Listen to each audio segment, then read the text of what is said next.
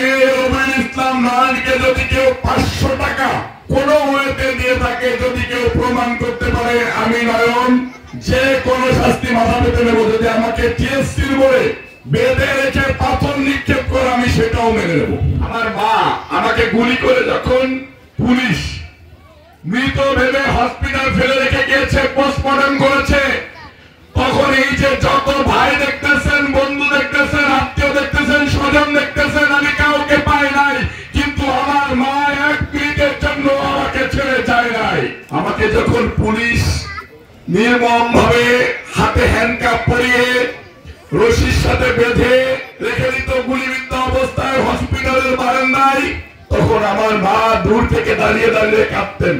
আমার মা যখন আমার কাছে আমাকে দেখতে আসতো, তাহলে তখন আমার মায়ের ঘাট ধরে পুলিশ বের করে দিত।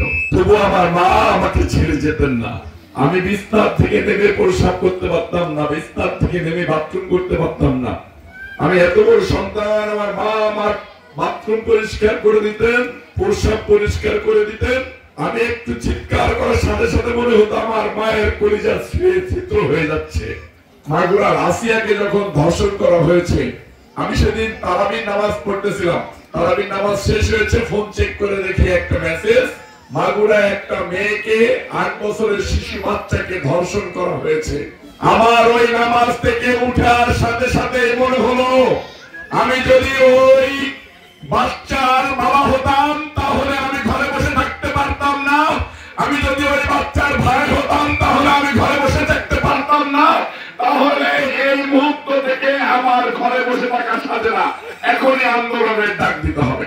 ঢাকা মেডিকেলে এসে ওই বাচ্চা মেয়েটাকে ট্রিটমেন্টের জন্য ভর্তি করে চিকিৎসা সেবা নিশ্চিত করে এই ধর্ষণের যাতে বিচার হয়, ওই ঢাকা মেডিকেল থেকে আবার ঢাকা বিশ্ববিদ্যালয়ে মিছিল করতে করতে কাটাবনে এসে দাঁড়িয়েছি।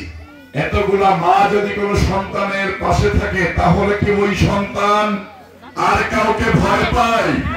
পৃথিবীর কোন শক্তি আছে রবিউল ইসলাম নয়নকে থামিয়ে রাখে? তারা অনলাইনে মত সৃষ্টি করেছে, রবিউল ইসলাম নয়নের গায়ে কলঙ্ক দিতে চেয়েছে, রবিউল ইসলাম নয়নকে মিথ্যা প্রোপাগান্ডা দিয়ে চালাবাজ হিসেবে এস্টাবলিশ করতে চেয়েছে। মিনিমাম 50টা জাতীয় পত্রিকা মিডিয়ার মধ্যে দিয়ে বলেছি, 5 তারিখের আগে রবিউল ইসলাম নয়নকে যদি কেউ 500 টাকা কোনো ওয়েতে দিয়ে থাকে, যদি কেউ প্রমাণ করতে পারে আমি নয়ন যে কোনো শাস্তি মাথা পেতে নেব। যদি আমাকে টিএসসির বলে বেঁধে রেখে পাথর নিক্ষেপ করে আমি সেটাও মেনে নেব।